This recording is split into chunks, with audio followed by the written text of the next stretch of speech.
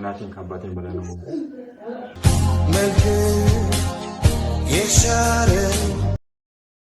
ሰላም ሰላም፣ ውድ ቤተሰቦች እንዴት ናችሁ? ደህና ናችሁ ወይ? እኔ በጣም ደህና ነኝ፣ እግዚአብሔር ይመስገን።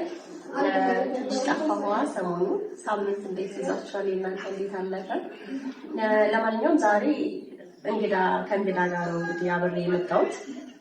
እንግዳው ማነው የሚለውን አብረን እናያለን። አብራችን ቆዩ።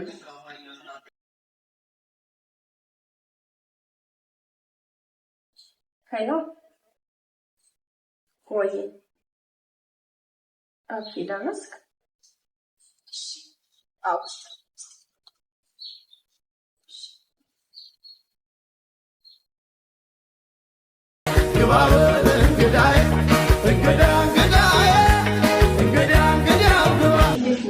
ሰላም ነው።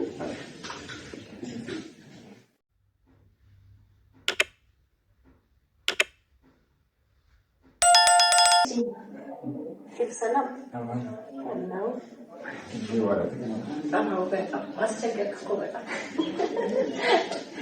በሰላም አይመስልም እኮ። እኔ ውሃ ስኩላል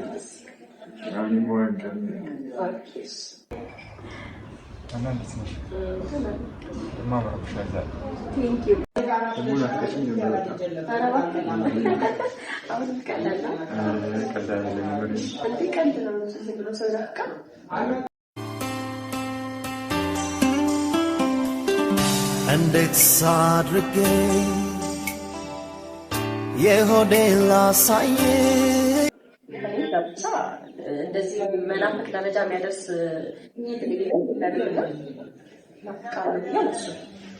እና ግንኙነት እንጀምረው ሰው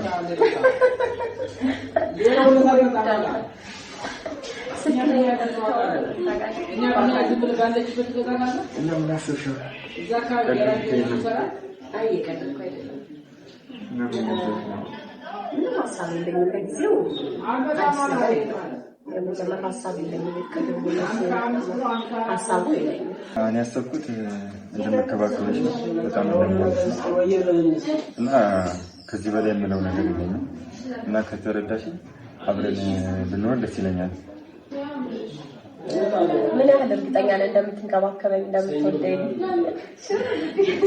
ያው እሱን ማየት ይቻላል፣ በተግባር ማየት ይቻላል።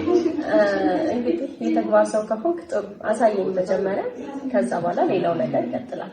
መጀመሪያ መውደድን ማሳየት ነው። ግዴታ ፍቅረኛ መሆን የለብኝም። እንደምትወደኝ እንደምትንከባከበኝ ለማሳየት አይደለም። ኖርማሊ ጓደኛዬ የሆነ አሳየኝ፣ ከዛ በኋላ እኔ ውሳኔን እወስናለሁ። ምን መሰለህ፣ ለሁሉም ነገር ጊዜ አለው አይደለም? ጊዜ ነው ለሁሉም ነገር እንትኖችን የሚያመቻቸው። ስለዚህ እኔ ይሆናል ብዬ እስካሁን ድረስ የሆነ ነገር የለም። አይሆንም ብዬ ደግሞ ብዙ ነገሮች ወደ ህይወቴ ሆነዋል። ስለዚህ አይሆንምም ልልህ አልችልም። ጊዜ ነው ሁሉንም የሚፈታው ብያለሁ። ስለዚህ ይሆናልም አልልህም። በዚህ ሰዓት ላይ ሀሳብ የለኝም። ትዕግስት ካለ የእውነት ከልብህ ከሆነ ሁሉም ነገር ጊዜ ሰጠህ ላስብበት ምናልባት ማለት ነው። ግን በዚህ ሰዓት እሺ እናንቺም ግንኙነት የምጀምርበት ሰዓት ላይ አይደለም ምናገር ማለት ነው። እና እኔ በየጊዜው ተስፋ ማድረግ አይከብድም። ተስፋ እያደረኩ ምናምን አላውቅም። እንግዲህ ማለት እውነተኛ ከልብ ከሆነ ምንም አይከብድም። ተስፋ ጥሩ ነገር ነው። ግን ደግሞ ለማመንም ይከብዳል በዚህ ጊዜ ታውቃለህ።